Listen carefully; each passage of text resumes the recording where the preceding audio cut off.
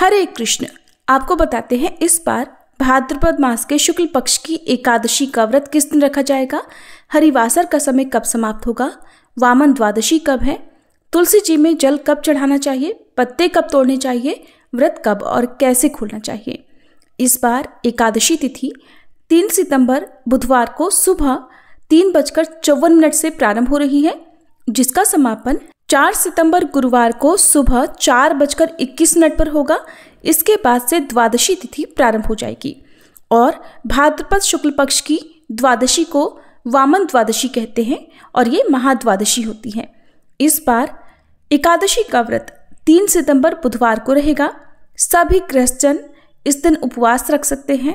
हालांकि अगले दिन भी कुछ देर के लिए ब्रह्म मुहूर्त के समय एकादशी तिथि विद्यमान रहेगी और उसके बाद से द्वादशी लग रही है।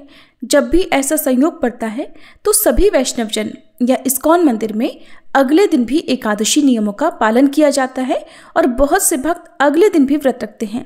और वैसे भी इस बार तो 4 सितंबर गुरुवार को वामन द्वादशी है, महाद्वादशी है। अगर आप चाहते हैं कि आप पर भगवान विष्णु की पूर्ण कृपा हो तो आप अगले दिन भी नियमों का पालन करके उपवास रख सकते हैं। नहीं तो आपको व्रत केवल 3 सितंबर को ही रखना है। 4 सितंबर को आपको व्रत का पारण करना होगा। द्वादशी तिथि 4 सितंबर गुरुवार को सुबह 4:22 से 5 सितंबर शुक्रवार को सुबह 4:08 तक रहेगी और गुरुवार को सुबह तड़के से ही 4:22 से ही हरिवासर का समय भी शुरू हो जाएगा, जो कि गुरुवार को सुबह 10:30 बजे तक समाप्त होगा। तो ध्यान रखिएगा, हरिवासर के समय आप सुबह की पूजा कर सकते हैं, यहाँ तक कि आप भगवान को भोग भी लगा सकते हैं, लेकिन स्वयं व्रत का पारणा हरिवासर के समय नहीं कीजिएगा। जो लोग अनजाने में या जानबूझकर ऐसा करते हैं, उनके द्वारा रखे गए व्रत का पुण्य नष्ट हो सकता है। हरिवासर बीतने के बाद ही आपको व्रत खोलना होगा। और इस बार 4 सितंबर गुरुवार को व्रत पारण करने का शुभ मुहूर्त सुबह 10:32 से 10:50 तक रहेगा। बहुत कम समय आपको सुबह मिलेगा।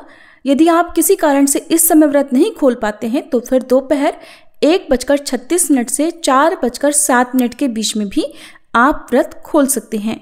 और जो लोग गुरुवार के दिन भी एकादशी का व्रत रखना चाहते हैं, उन्हें 5 सितंबर शुक्रवार को सुबह 6:01 से 6:30 के बीच में व्रत का पारणा करना होगा। हालांकि इस समय त्रयोदशी तिथि प्रारंभ हो चुकी होगी, लेकिन जब कभी एकादशी का व्रत लगातार 2 दिनों का होता है तो फिर दूसरे दिन वाली एकादशी का व्रत त्रयोदशी तिथि के पहले प्रथम मुहूर्त में भी खोला जा सकता है, जिसका दोष नहीं लगता है। और यदि द्वादशी तिथि में पारण का मुहूर्त प्राप्त हो रहा हो, फिर भी लोग जानबूझकर या अनजाने में त्रयोदशी में व्रत का पारण करते हैं, तभी व्रत का दोष लगता है या ऐसा व्रत अधूरा माना जाता है।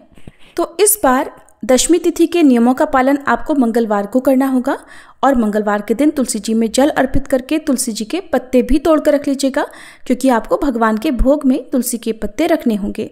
और अगर आप पत्ते तोड़ना भूल जाएं तो इस समय आपको अपने आप गिरे हुए तुलसी जी के पत्ते आसानी से मिल जाएंगे। आप उन्हें जल से धोकर भगवान के भोग में अर्पित कर सकते हैं। तुलसी जी में जल आपको बुधवार के दिन नहीं चढ़ाना है और जिस दिन आप एकादशी का पालन करते हैं उस दिन आपको चावल का भी त्याग करना होता है। और अगले दिन द्वादशी तिथि को व्रत का पारण करते समय यदि आपका कोई दूसरा व्रत नहीं है तो आप चावल का सेवन करके व्रत का पारण कर सकते हैं। नहीं तो पंचामृत, चरणामृत, साथ में तुलसी का पत्ता या केवल तुलसी का पत्ता और जल से भी अपना व्रत खोल सकते हैं।